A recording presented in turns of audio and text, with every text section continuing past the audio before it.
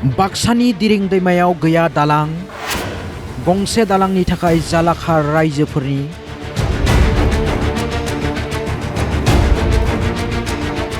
सरकार थांबाय सरकार फैबाय नाथाय बोसोर बोसोर हमनानै दिनैसिम बाक्सा जिल्लानि सुबनखाता निकासि फोनांजाब लामानि दिरिं दैमानि सायाव फिन लुफुंजायासै पाक्का दालां।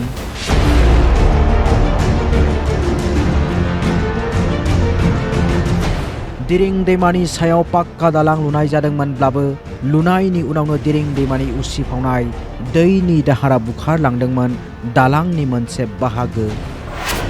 बायग्रबनानै दं दिरिं दैमानि सायाव पाक्का दालां।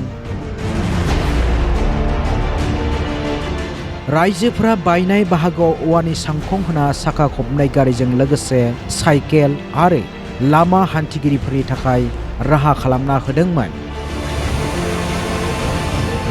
बे दालां गैयैनि थाखाय सुबनखाता उत्तर कुसि ओनसोलनि रायजोफोरा निकासि मुसलपुर थांनो गोनांब्ला खमैबो 20 मिटार लामा बारनानै थांनो गोनां जायो।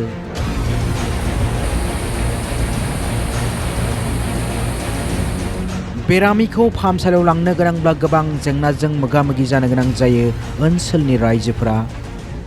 बे ओनसोलनि फरायसुला फरायसुलिफ्रा सोलोंथाइ लानो थाङो निकासि मुसलपुराव।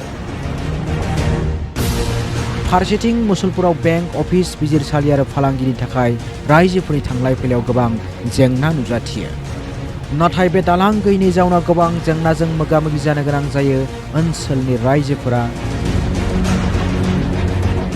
दा दैज्लाङाव दैमानि दै बांनायाव हुमखि लाबोयो रायजोफोरा लुनाय औवानि सांखंआबो।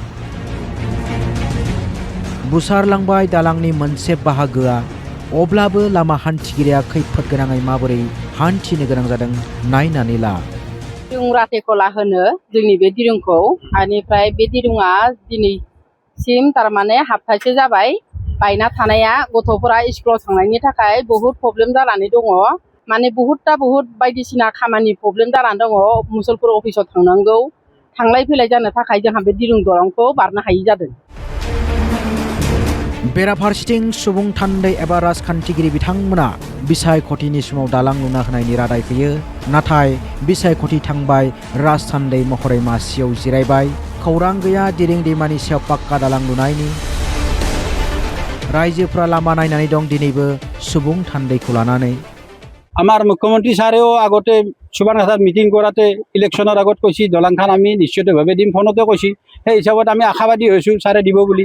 আৰু বিশ্বজিৎ ছাৰেও কৈছি মই যদি জিতিব পাৰোঁ আমি দলংখান নিশ্চিত কৰিমেই। জিতাৰ পিছতে আজি জিতাৰ মোটামুটি 2-1.5 মাহ হৈ গ'ল ইলেকশ্যন যোৱাৰ কাৰণে, কিন্তু দলংখানৰ অলপমান সুবিধা আমাক কৰি দিলি ৰাইজক 35টা-40টা চুপাক। मख'जाथावनादि गिबि मन्त्रि डक्टर हिमन्त बिश्व शर्मायाबो दालां लुनायनि बाथ्रा होदोंमोन। नाथाय माब्ला जागायगोन दालां लुनायनि खामानि, बेयो नोजोर बोथावना जागोन। ब्युरो रिपर्ट असम लाइभ 24, बड' लाइभ 24।